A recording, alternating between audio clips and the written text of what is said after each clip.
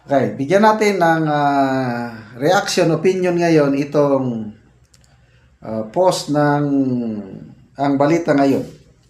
Ano na ang status ni General Torre? Ito na, ang Gaba Dili Magsawa. Title, General Torre nasa floating status. Lumilipad, walang patuto, gumaganon lang. Oh. Kinumpirma ni bagong PNP Chief Jose Melencio Nartates Jr. na si General Torre ay kasalukuyang nasa floating status matapos siyang sibakin sa pwesto bilang hepe ng PNP. Ayon kay Nartates, hiwalay ang ranggo sa posisyon sa pwesto.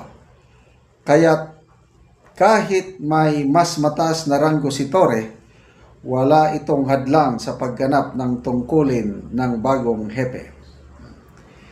Sabi ni General Nartates, there are two, the rank and the position.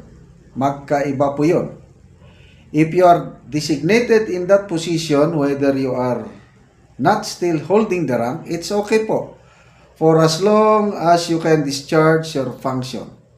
In this case, I was designated as Chief Philippine National Police. No problem po yun. Okay? 3-star lang siya. Kaya lang siya ang designated. Siya ngayon ang masusunod. Yung 4-star, wala. Yun na yung Merisi Gaba.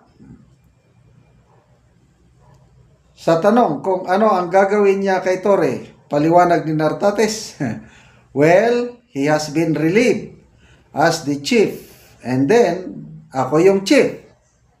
Meron naman pong process yan. He may be assigned dito sa Office of the Chief PNP. Assignment lang po where he is being accounted. So, under na ni General Nartates si General Torre kasi assigned siya sa Office of the PNP Chief.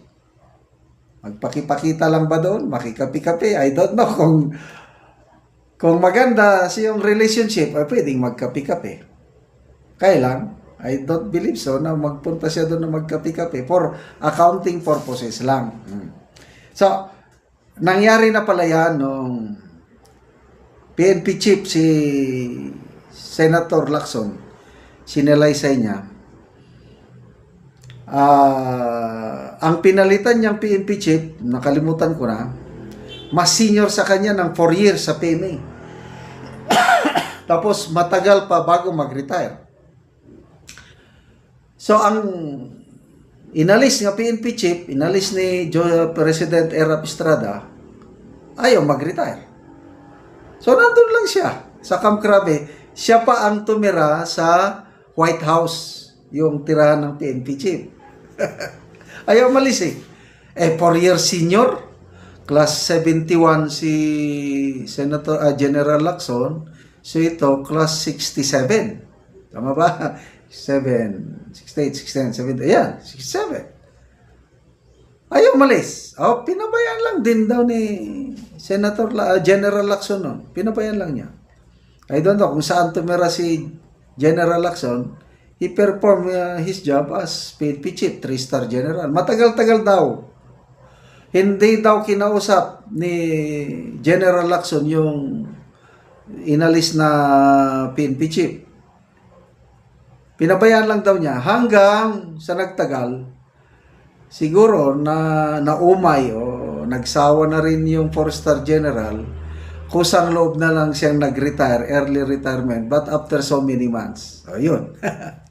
Na-promote na into 4-star general si General Lacson. So, ganyan lang po yan. Panapanahon lang. Panapanahon. Akala ni General Torre, forever na siyang mamamayagpag. Yung pala, biglaan. Grabe.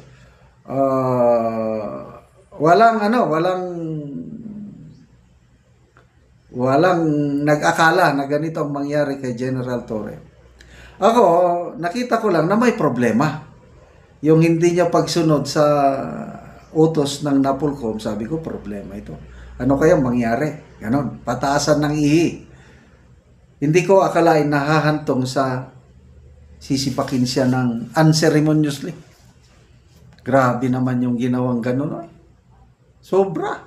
Tapos, ngayon, operan pa siya ng posisyon. Iwan ko na lang kung tatanggapin ba niya. Kung ako, ayoko nang tatanggap ng ano. Kung ganyan man lang, ang maganda sana, wag nilang sinipak. Kawawa naman yung tao. May damdamin pa rin yun, di ba? May pamilya na nasaktan, napahiya, whatsoever.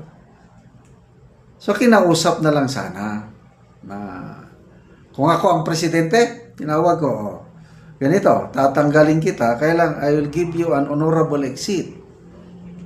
Bibigyan kita ng posisyon, ito, kung gusto mo.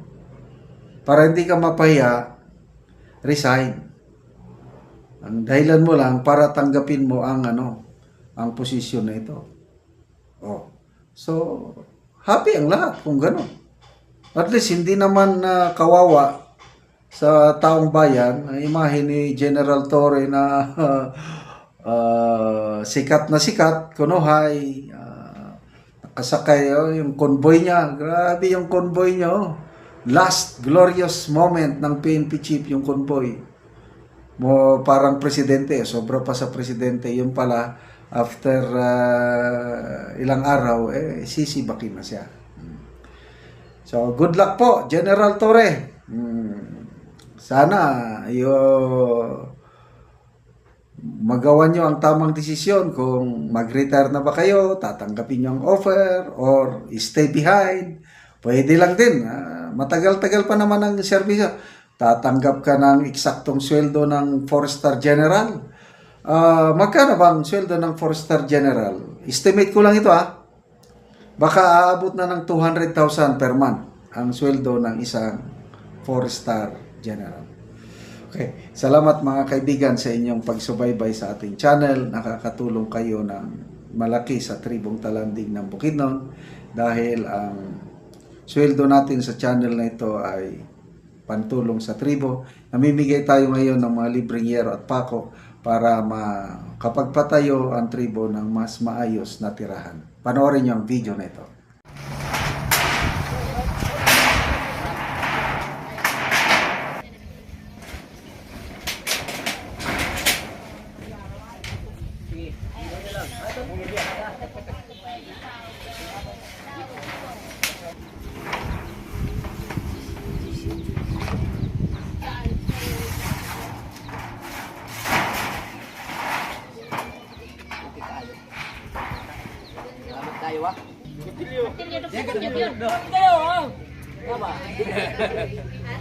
Bapo edok ngay bay.